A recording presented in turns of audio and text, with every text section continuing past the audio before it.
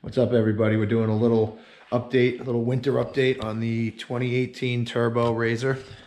As you can see, she's in a little bit of pieces. So it's missing some parts, as you can also see, which obviously means we're changing them out. We already changed out the rear radius rods to some Super ATV heavy duties. A lot beefier.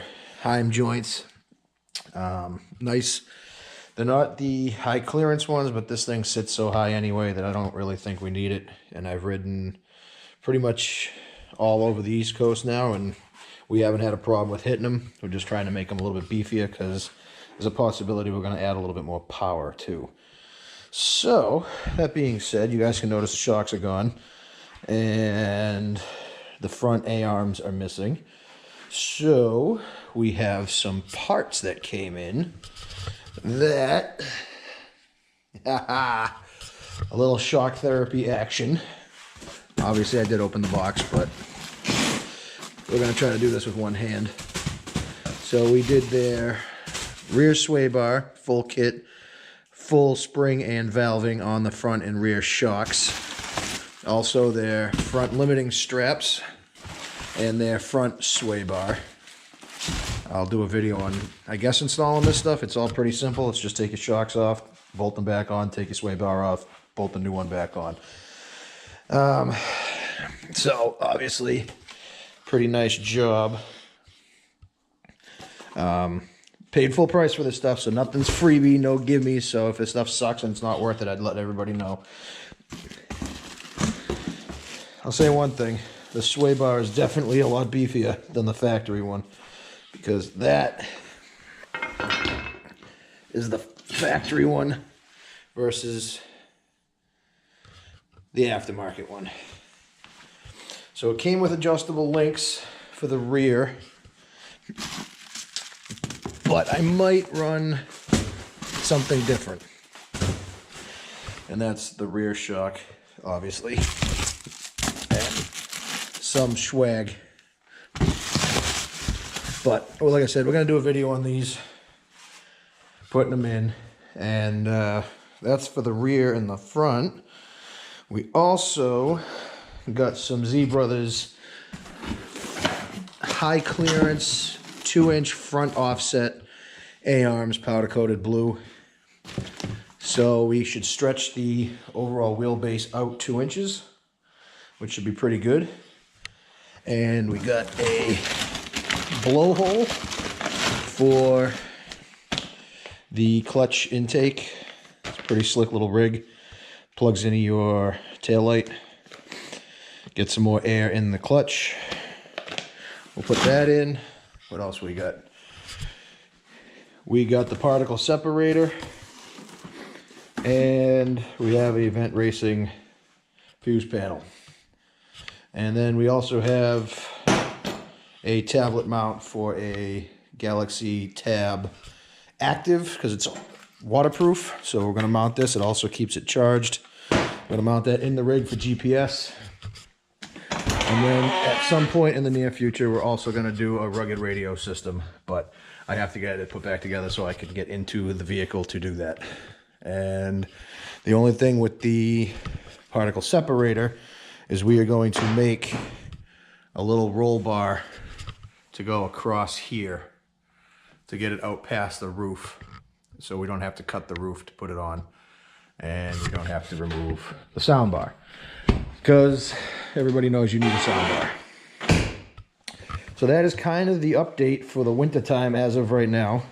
And like I said, we'll make a couple of videos installing some of this stuff, maybe 2 or 3, and there it is. So we will keep everybody posted on the updates. See ya. So here's a little closer view. I kind of cut out too early, but so resprung crossover rings, actual dual rate now, stickers and keychains and whatnot. So there they are. They look great. They're fantastic. You call and they give you an appointment. You send your shocks in right before the appointment, and they do it on the day that they tell you. And they send them back. So you know exactly when they're getting done. So there's the front sway bar. These are the rear end links for that. So I do have the Walker Evans shock. Well, hold on. We have these, and I don't know if I want to reuse them. I asked them, and they said, yeah, no problem, but obviously it wouldn't be as stiff. So most of the riding we do is a lot of rock and climbing, so probably better off to put those on and not care as much. Plus they look cooler. But we'll see. And that's the limiting straps for the front shocks. Really nice billet with the laser graving on them. So those go on the top of here, the strap coming down so it can't fully extend, because with the 32-inch tires, they definitely bang a lot more than the factory tires did. And then we're going to use the factory end links for the front sway bar for now. They said it would be okay, so I'm just going by what they said. So that's what we're going to do. Packaging was fantastic. Everything's that cool foam so nothing gets wrecked. And then we'll tether into this, see what these look like, and there it is. So here's a close-up of the blowhole. This thing is made really nice for what it is too, but real simple. Unplug your rear taillight. Boom. Done. Simple. Nice. Should work pretty good. And then here's a close-up of the front A-arms. They're pretty sweet. They do have Zerk fittings in them.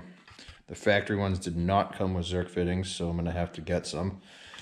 But as you can see, they're offset. I'm sorry, they're high clearance, and they're longer than the, they're face forward 2 inches. So there's that. And then of course, because we have to, you have to have the blue plate. So that's pretty much the update with everything we got. And as you can see, we're going to attempt to start putting this together. And I'll probably make another video of it. But like I said, it's literally just rebolting the sway bar where it once was and putting the shock back in. And then we'll probably do the blowhole, because we got to cut that tube. Is really the only thing that's really that complicated. Got to blow these clutches out and put a new belt in. Not that the other one, the factory one's still good. It's got 1,000 miles on it, but it's off, so we'll change it. And then maybe we'll do a little turbo down tubes and whatnot at some point in the near future. But we'll see. All right, bye.